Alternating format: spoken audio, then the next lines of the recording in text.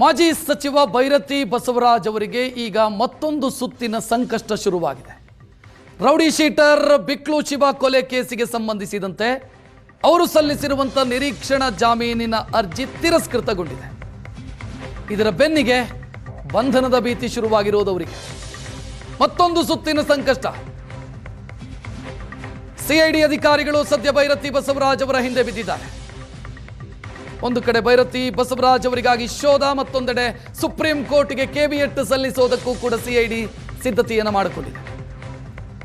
High court ಅಲ್ಲಿ ನಿರೀಕ್ಷಣಾ ಜಾಮೀನಿನ ಅರ್ಜಿ ರಿಜೆಕ್ಟ್ ಆಯಿತು, ತಿರಸ್ಕೃತಗೊಳ್ತು.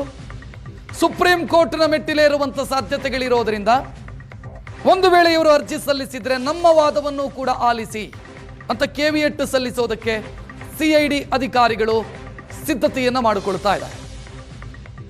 ಹೇಗಾದರೂ ಮಾಡಿ ಭೈರತಿ ಬಸವರಾಜ್ ಅವರನ್ನ ಅರೆಸ್ಟ್ ಮಾಡೋದು ಸದ್ಯ ಇರುವಂತ ಆದ್ಯತೆ ಸಿಐಡಿ. ಎಡಿಜಿಪಿ ಕೂಡ ಅದೇ ಸೂಚನೆಯನ್ನು ಕೊಟ್ಟಿದ್ದಾರೆ. ಕೋರ್ಟಲ್ಲೂ ಕೂಡ ಇದೇ ವಿಚಾರವನ್ನ ಹೇಳಿದರು. ಆರೋಪಿಯನ್ನ ಕಸ್ಟಡಿಯಲ್ಲಿಟ್ಟು ವಿಚಾರಣೆ ಮಾಡಬೇಕಾದಂತ ಅಗತ್ಯ ಇದೆ ಅನ್ನೋದರ ಬಗ್ಗೆ ಸದ್ಯ ಭೈರತಿ ಬಸವರಾಜ್ ಅವರಿಗೆ ಸಮಸ್ಯೆಯ ಸರಮಾಲೆ ಸೃಷ್ಟಿಯಾಗಿದೆ. ಹೆಚ್ಚಿನ ಡೀಟೇಲ್ ನೀಡೋದಕ್ಕೆ ನಮ್ಮ ಪ್ರತಿನಿಧಿ ಶರತ್ ನೇರ ಸಂಪರ್ಕದಲ್ಲಿ. ಶರತ್, ಸಿಐಡಿ ಹಠ ಹಿಡಿದಂಗೆ ಕಾಣಿಸ್ತಾ ಇದೆ, ಅರೆಸ್ಟ್ ಮಾಡಲೇಬೇಕು MLAನ ಅಂತ.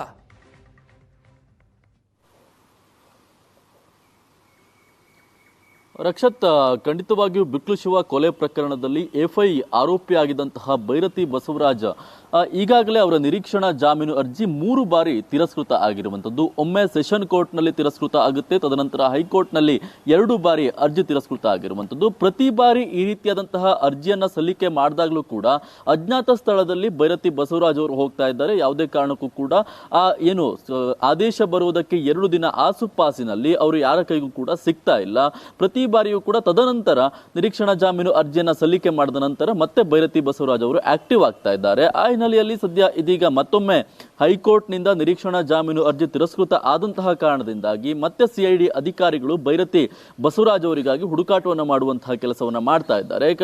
ಮೊನ್ನೆ ಫೆಬ್ರವರಿ 4ನೇ ತಾರೀಕು ಅವರ ಬರ್ತ್ಡೇ ಕೂಡ ಇತ್ತು. ಅವತ್ತು 3-4 ಕಡೆಗಳಲ್ಲೂ ಕೂಡ ಅವರ ಸಹಚರರು ಹಾಗೆ ಆಪ್ತರು ಬರ್ತ್ಡೇನ ಆಯೋಜನೆಯನ್ನ ಮಾಡುವಂತಹ ಕೆಲಸವನ್ನ ಮಾಡಿದ್ರು. ಆದ್ರೆ ಎಲ್ಲೂ ಕೂಡ ಬರ್ತ್ಡೇ ಆಯೋಜನೆಯಲ್ಲಿ ಭೈರತಿ ಬಸವರಾಜ್ ಅವರು ಭಾಗಿಯಾಗಿರಲಿಲ್ಲ. ತದನಂತರ ಏನು ನಿನ್ನೆ ಆದೇಶ ಬರಬೇಕಾಗಿತ್ತು, ಆ ಸಂದರ್ಭದಲ್ಲೂ ಕೂಡ ಕಳೆದ 2 ದಿನಗಳಿಂದಲೂ ಕೂಡ ಮೊಬೈಲ್ ಸಂಪರ್ಕಕ್ಕೆ ಸಿಗದ ರೀತಿಯಲ್ಲಿ ಭೈರತಿ ಬಸವರಾಜ್ ಅವರು ತಲೆಮರೆಸಿಕೊಂಡಿದ್ದಾರೆ ಎನ್ನುವಂತ ಒಂದು ಮಾಹಿತಿ ಸದ್ಯಕ್ಕೆ ಲಭ್ಯವಾಗ್ತಿರುವಂತದ್ದು. ಇನ್ನೊಂದು ಕಡೆಯಲ್ಲಿ ಕೋರ್ಟ್ ಮುಖಾಂತರವೂ ಕೂಡ ಈಗಾಗಲೇ ಹೈಕೋರ್ಟ್ ನಲ್ಲಿ ನಿರೀಕ್ಷಣಾ ಜಾಮೀನು ಅರ್ಜಿ ವಜಾ ಆಗಿರುವಂತಹ ಕಾರಣದಿಂದಾಗಿ ಸುಪ್ರೀಂ ಕೋರ್ಟ್ಗೂ ಕೂಡ ಭೈರತಿ ಬಸವರಾಜ್ ಕಡೆಯವರು ಹೋಗುವಂತಹ ಸಾಧ್ಯತೆ ಇದೆ. ಆ ಹಿನ್ನೆಲೆಯಲ್ಲಿ ಆ ಮುಖಾಂತರವೂ ಕೂಡ ಕಟ್ಟಿ ಹಾಕುವಂತಹ ಕೆಲಸವನ್ನ ಸಿಐಡಿ ಅಧಿಕಾರಿಗಳು ಮಾಡ್ತಾ ಇದ್ದಾರೆ ಎನ್ನುವಂತ ಒಂದು ಮಾಹಿತಿ ಸದ್ಯಕ್ಕೆ ಲಭ್ಯವಾಗ್ತಿರುವಂತದ್ದು. ಅದು ಕೆವಿಯಟ್ ಅರ್ಜಿಯನ್ನ ಸಲ್ಲಿಕೆ ಮಾಡುವುದರ ಮುಖಾಂತರವಾಗಿ ಸುಪ್ರೀಂ ಕೋರ್ಟ್ಗೆ ಕೆವಿಯಟ್ ಅರ್ಜಿಯನ್ನ ಸಲ್ಲಿಕೆ ಮಾಡೋದಕ್ಕೆ ಸಿಐಡಿ ಅಧಿಕಾರಿಗಳು ಸಿದ್ಧತೆಯನ್ನು ಮಾಡಿಕೊಂಡಿದ್ದಾರೆ. ಆ ಮುಖಾಂತರ ಯಾವುದೇ ಕಾರಣಕ್ಕೂ ಕೂಡ ನಮ್ಮ ಅಹವಾಲು ಮತ್ತೆ ಅರ್ಜಿಯನ್ನ ಸ್ವೀಕಾರವನ್ನ ಮಾಡದೆ, ನಮ್ಮ ವಾದವನ್ನ ಕೇಳಿಸಿಕೊಳ್ಳದೆ ಯಾವುದೇ ರೀತಿಯಾದಂತಹ ನಿರ್ಧಾರವನ್ನ ಸುಪ್ರೀಂ ಕೋರ್ಟ್ನ ನ್ಯಾಯಾಧೀಶರು ತೆಗೆದುಕೊಳ್ಳಬಾರದು ಎನ್ನುವಂತ ಒಂದು ಮನವಿಯನ್ನ ಮಾಡುವಂತಹ ಕೆಲಸವನ್ನ ಸಿಐಡಿ ಅಧಿಕಾರಿಗಳು ಮಾಡ್ತಾ ಇದ್ದಾರೆ. ಜೊತೆಗೆ ಈಗಾಗಲೇ ಹೈಕೋರ್ಟ್ ಹಾಗೆ ಸೆಷನ್ ಕೋರ್ಟ್ ನಲ್ಲಿ ನಿರೀಕ್ಷಣಾ ಜಾಮೀನು ಅರ್ಜಿ ವಜಾ ಆಗಿರುವಂತಹ ಕಾರಣದಿಂದಾಗಿ ಲುಕ್ಔಟ್ ನೋಟಿಸ್ ಅನ್ನ ಕೊಡಬೇಕು ಅನ್ನುವಂಥ ನಿಟ್ಟಿನಲ್ಲೂ ಕೂಡ ಸಿಐಡಿ ಅಧಿಕಾರಿಗಳು ಚಿಂತನೆಯನ್ನ ಮಾಡ್ತಿದ್ದಾರೆ. ಈಗಾಗಲೇ SP ವೆಂಕಟೇಶ್ ಹಾಗೆ DYSP ಗೌತಮ್ ಅವರ ನೇತೃತ್ವದಲ್ಲಿ ತನಿಖೆ ನಡೀತಾ ಇರುವಂತದ್ದು. ಆ ತನಿಖೆಯ ಅವಧಿಯಲ್ಲಿ ಲುಕ್ಔಟ್ ನೋಟಿಸ್ ಅನ್ನು ಕೂಡ ಜಾರಿ ಮಾಡುವಂತಹ ಸಾಧ್ಯತೆ ಕೂಡ ಇರುವಂತದ್ದು. ಲುಕ್ಔಟ್ ನೋಟಿಸ್ ಅನ್ನು ನೀಡಿದ್ರೆ ಭೈರತಿ ಬಸವರಾಜ್ ಅವರನ್ನ ಬಂಧನ ಮಾಡುವಂತದ್ದು ಸುಲಭ ಆಗುತ್ತೆ ಅನ್ನುವಂಥ ನಿಟ್ಟಿನಲ್ಲಿ ಅದರ ಚಿಂತನೆಯನ್ನು ಕೂಡ ಸದ್ಯ ಮಾಡ್ತಾ ಇರುವಂತದ್ದು. ಒಟ್ಟಾರೆಯಾಗಿ ಸದ್ಯ ಈಗ ಸಿಐಡಿ ಅಧಿಕಾರಿಗಳು ಹುಡುಕ್ತಾ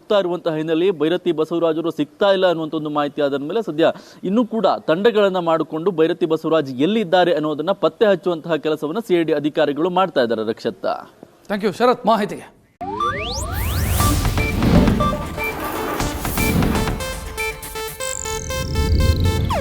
ಇದು ಏಷ್ಯಾನೆಟ್ ನ್ಯೂಸ್ ನೆಟ್ವರ್ಕ್ ಪ್ರಸ್ತುತಿ.